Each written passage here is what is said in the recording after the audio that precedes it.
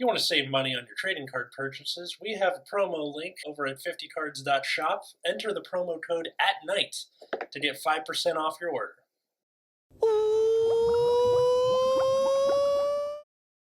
Hello everyone, welcome to Vita Premium Transitions, the series of videos where we show you how to take a deck in V Premium and turn it into Premium without a lot of steps. I'm here with Silver.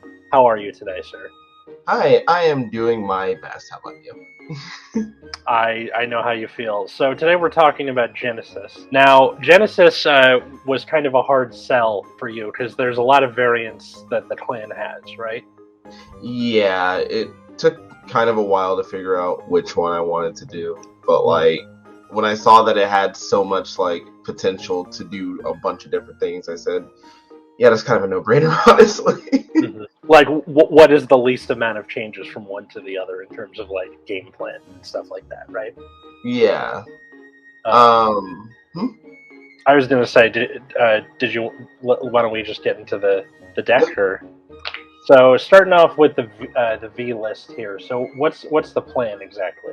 So Control Fenrir wants to control, as its name implies, the things that your opponent is able to kind of do on their turn. So the idea is that you ride Fenrir and you set up your soul to have Vanguard, or Gleipnir if you're feeling spicy, and then you set up your whatever else board with Yggdrasil or whatever attackers you might have. Then you go out of your turn, and during your opponent's turn, they now actually have to play in a way that takes into account two things. One, they're going to deck out because you have Witch of Frogs Melissa. And two, their stuff is going to get retired because you have Vanguard. The question is, how does it get retired? Well, that's where Fenrir's skill comes into play, where you use his skill to Soul Blast Vanguard out through either Veritrum or some other means, and you Superior Call the Vanguard, and then you blow up whatever's attacking during their turn. So wait, click on Veritrum. Is that the one in the top right? Yep, this one right here. Okay. So he also does a little bit of board remixing, as I call it, as well, where it's you choose one of their standing rear guards and call over it. It was really just so to make it that it's not horribly redundant, but also not horribly broken. So. Yeah. Depends what the deck is. Some decks want their specific things on board. Nova Grappler is a good example. Mm-hmm. Where if you do this, you can randomly call a heal trigger or something that they didn't necessarily expect to want to be on board at that time, and then you just kind of pull the rug out from under them. That's the fun part. So anything that can Soul Blast on the opponent's turn, which then activates Fenrir's ability, right? Yes. That's what I'm missing. Okay. Basically, if it's Soul Blast during your opponent's turn, it is a viable candidate to be put in the deck. Does Vanguard retire on play? Was that the... So on play, on Vanguard or Rearguard Circle, it retires something, Soul Blast. But if it's on Vanguard, it blows up the entire board. So sometimes you actually find yourself wanting to ride him instead, especially if they're Ripples or something like that. Some Excel clan, you can use it to slow them down. They get a little haughty, they get a full board, and then you blow them out. It's okay, it's easy. Easy claps. Right. So why don't we look at the premium version of the deck, because it gets a lot more expanded and a lot crazier. Yeah, so let's go ahead and move over there. Here we are. By the way, I'll have these lists in the description if you want to go back and look at the cards in more detail, or if you just forget what it is we're talking about, they're there. So, yeah. So, what's I see a new few faces here. What's changed exactly? So what's changed is that with the expanded roster of premium support that comes with D and the original G format, we actually get to have a lot more cards in our arsenal, and also have a much sharper plan to deal with our opponent. So first and foremost, I actually want to draw attention to the new edition of Dreaming Dragon. So Dreaming Dragon, I believe, is one of the best cards in Genesis. Arguably in the game, depending on your perspective. Yeah, it's because one big problem with Genesis has always been its ability to deck out, and Dreaming Dragon just kind of says no. It says, hey, I'm going to put your entire drop zone back in deck, and you're going to shuffle, and if you have 10 or more cards, you're going to draw. And it's easily one of the most, insanely good cards, because it's not too broken, but it's also not too fair. I think it's a really well-designed card, but beyond the design of the card, I'm getting ahead of myself here. What it does is it allows you to kind of go off in soul charging and trying to basically set up your soul to do a bunch of different things. So the first thing I want to point out is that the original game plan is still the same, where you have Veritrum, you now have the addition of Secret Elsie that can also Soul Blast. But what she does instead is, instead of Soul Blasting, as we would call it, you put her on Guard Circle, you choose any number of cards to put from your soul into the drop zone, then you call that same number of cards from the top of your deck. What that then allows you to do is use Fenrir's skill to Superior Call. But the difference here is that she does not actually require a counterblast like Veritrum does, and you can Soul Blast any amount. So the idea here is that you're able to save a lot on counterblast and soul to set up for other plays later on, or even if you're kind of running low on soul, which is something that actually does happen sometimes, especially if you find yourself unable to stride or use Marduk, which we'll get to in a bit. But yeah, it is something that can happen, and Secret Elsie is a very big asset in preventing that from happening. Now, what we also have too is we actually have more call targets. We actually have the addition of Gold Gallon, and he says when this unit is placed on rearguard circle, you go ahead and Superior Call a grade 1 from hand with a Soul Blast cost, and that unit gets plus 5k. What's interesting about that, though, is that you don't use it to just call any grade 1. You use it to call Witch of Frogs Melissa, where when you place her on rearguard circle from hand, this was a very big thing that they did, that people were kind of, interested in when Melissa first came out, where it said from hand, because you couldn't just Superior Call it with Fenrir and deck your opponent out. You now have to go through the extra work of doing it on your turn, but Gold Gallon says call that card from hand, so fulfills Melissa's requirements. Your opponent looks at the same number of cards from the top of his or her deck as the number of his or her rear guards, calls them to rear guard with units, and shuffles the deck. Your opponent's abilities do not activate from the call. So what that means basically is your opponent sets up a big board on their turn, and they all have 10 to 20k power, and your opponent's like, okay, I'm going to swing for game. And it's like, cool, Secret Elsie, Gold Gallon, Melissa, please get rid of that board. The most frustrating thing is that, and I tried to do this when I first saw the ability, was that you would just call everything over one circle, one after the other. No, it's you have to do it all at once, which means if you have 4 things, you have to look at 4 and then put them in 4 separate circles, which sucks if you're the opponent. Most of the time, it rips 2 PGs, a heal, and the overtrigger or something. Ban the overtrigger.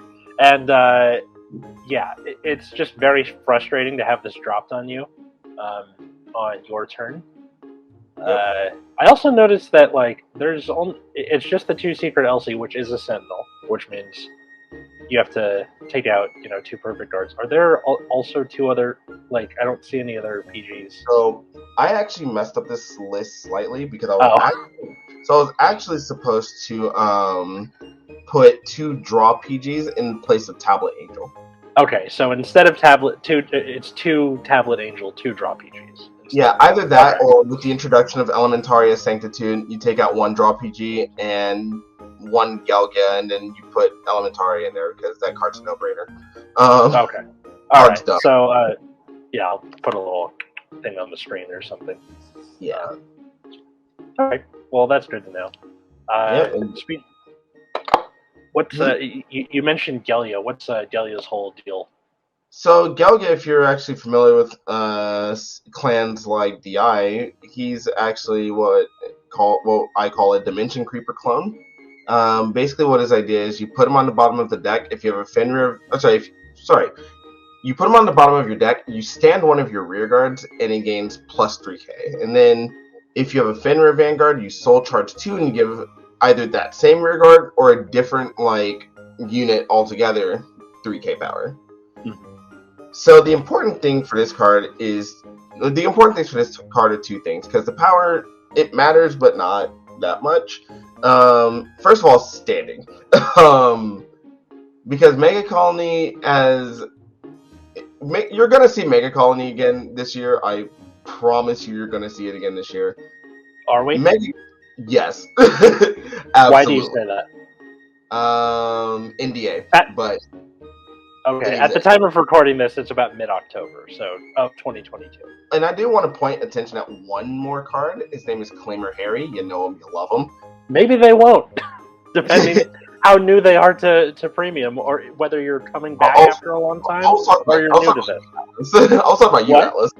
Oh, no, I know him, I love him, but yeah. Yeah, you know him, you love him, that's what I mean. So, if you use Marduk on your first stride, as your first stride, on your first grade 3 turn, his skill does not activate with Marduk's Soul Blast cost. Remember that. Secondly, enjoy having a free OT back in deck. Basically, I use Claimer Harry to refund costs. So Veritrum, I use the Counter Blast Soul Blast 3, and then I put a card from the bottom of that Soul Blast to countercharge 1, and then Fenrir's skill to Superior Call, and then a Vanguard Soul Blast, and if I have a second Claimer Harry, I can I can put that Soul Blast to the bottom of my deck and countercharge 1, basically making that an entirely free interaction. That's pretty cool. Yeah, it is. It's actually a pretty fun, neat combo. Only problem is that he's susceptible to death. If you have to ride him, that kind of sucks, because he's 6k. He's also notoriously hard to get, even into Soul, because he's only a 2-of.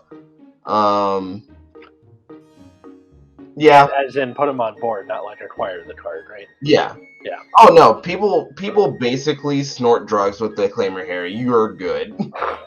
The mental image alone. And then, so the thing with Norn and Yggdrasil behaves kind of the same way. Yeah. Yeah, so still restand Vanguard, all that good stuff, Divine Gauge. But, and it's actually going to come when we get to the G Zone. They actually have a lot more functionality in Premium than they do in V Premium. Okay. So, mind if we move to the G Zone? Yeah, let's do it.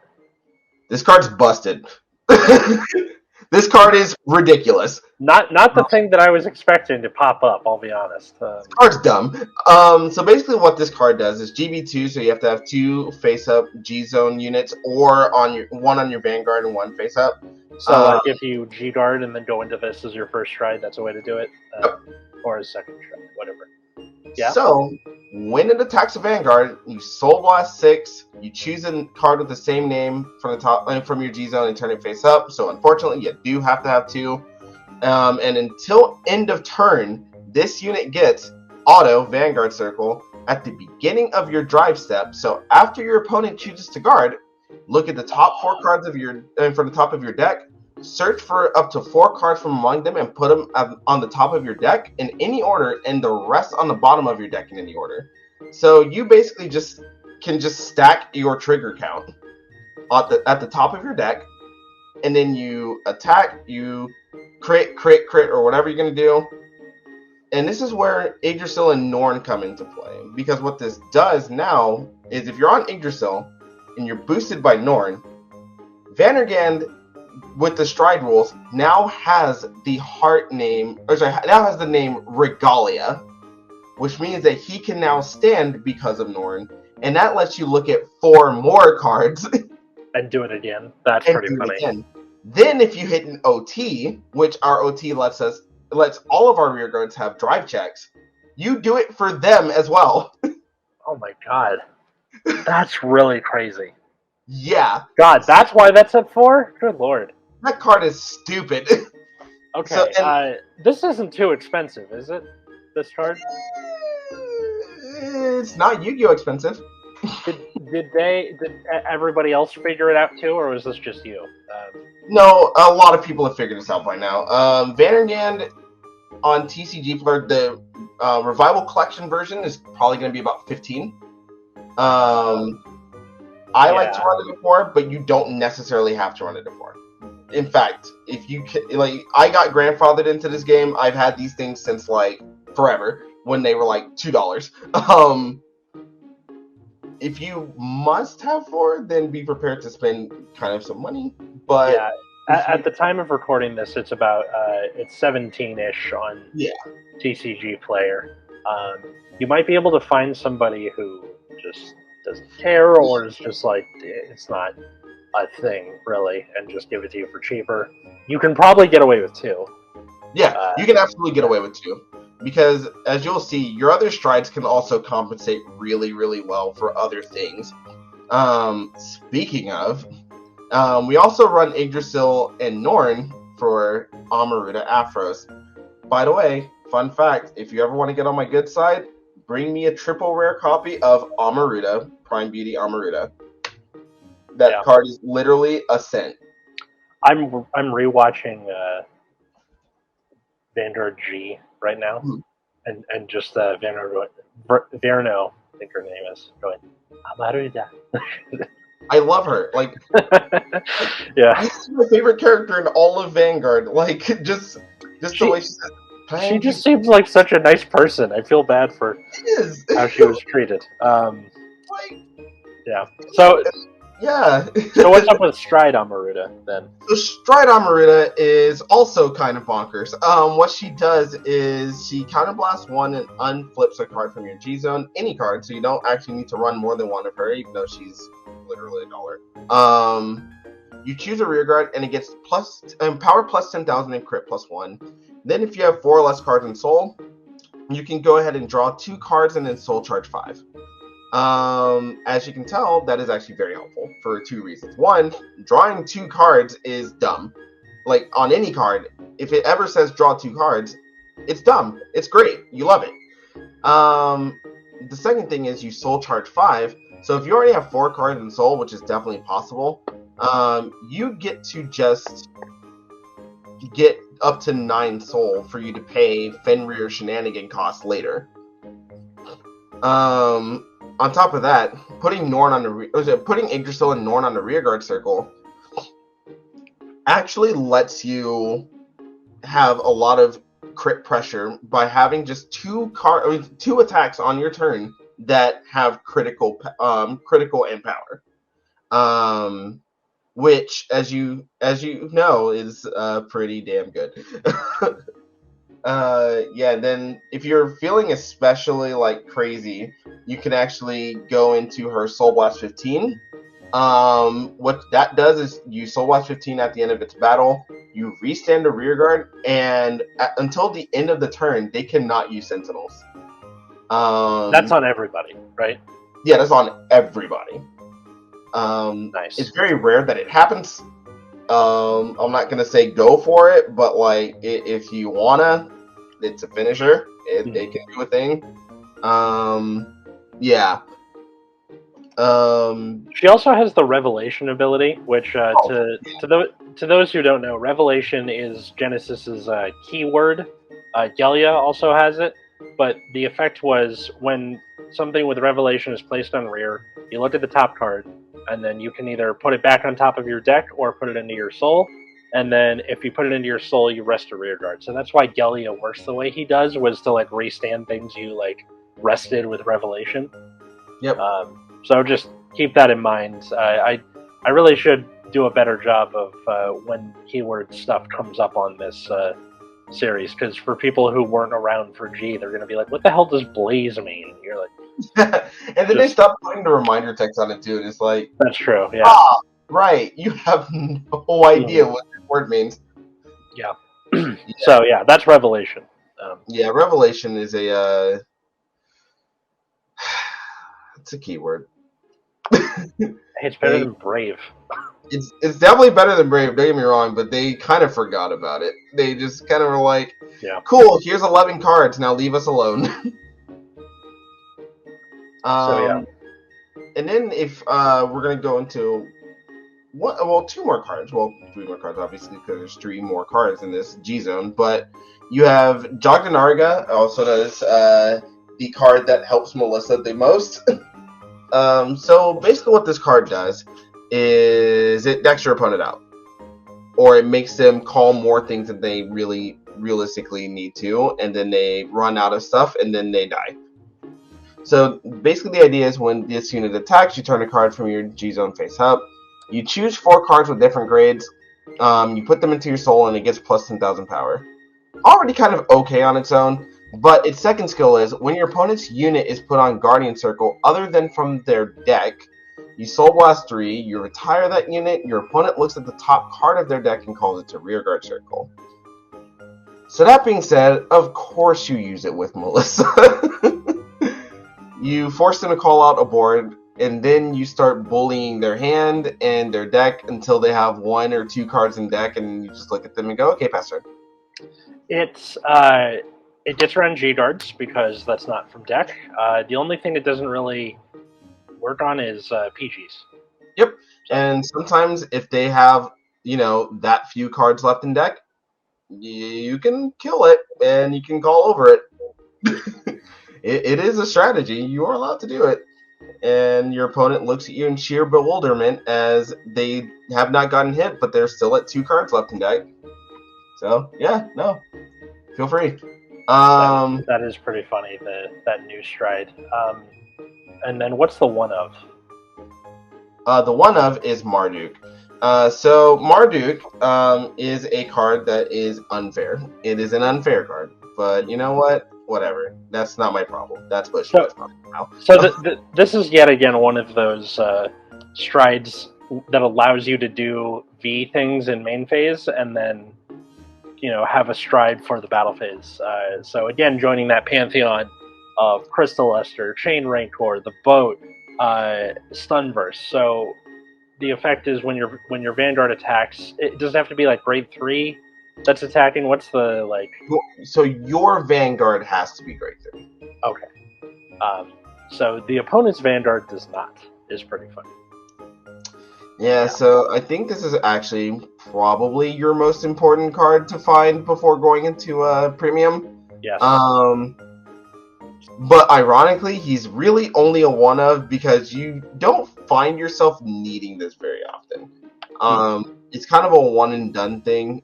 Some builds of Genesis will absolutely use this at 2 or 3 because they like to do V things or D things in main phase and then go straight into stride.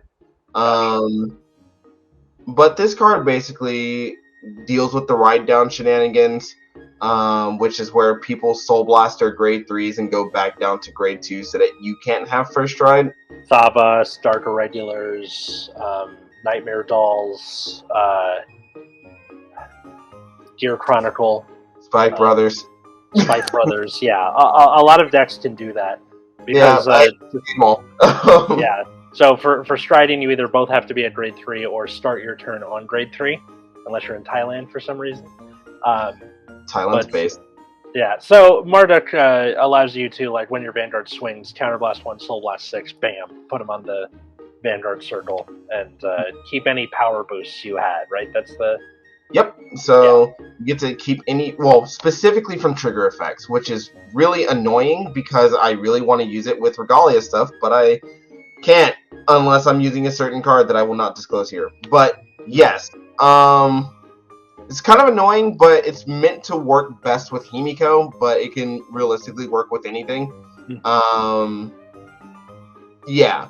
So if you happen to do some shenanigans where you can drive check during your main phase or something or whatever, and you put on Vanguard, Marduk goes ahead and takes that and puts more pressure on your opponent to guard the Vanguard attack. using those PGs that they probably definitely don't have on grade 2. So yeah, it's a really good way to either put out pressure or really eke out a game. Right. So yeah. So great card, and then for your G guards, I noticed you have like a pretty simple 2-2 split. Is that just for like simplicity's sake? It's Or really for simplicity's sake. You can mess okay.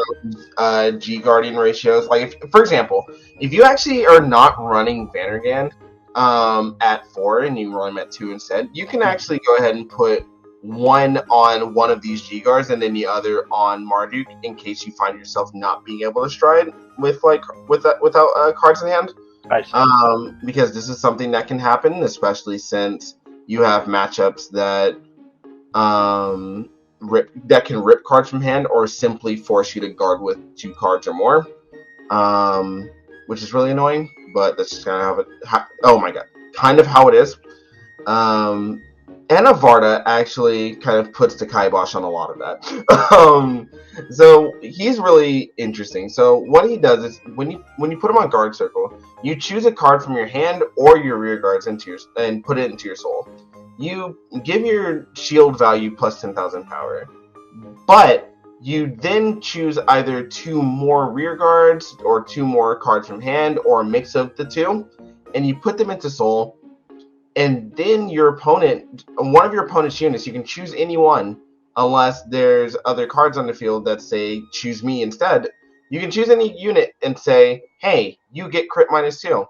So if you're in a situation where your opponent says, hey, you need to guard with 5 cards or more in order to block this attack, and their Vanguard has crit power, lots of other nonsense, you can actually guard an attack and then save hand by giving their Vanguard crit -2.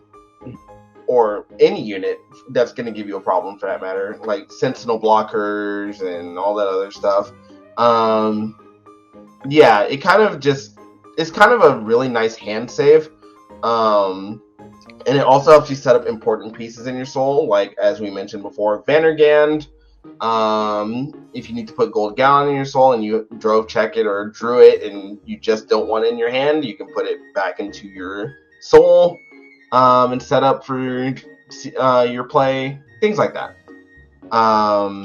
Really good early game card to kind of keep yourself at a manageable damage without going nuclear.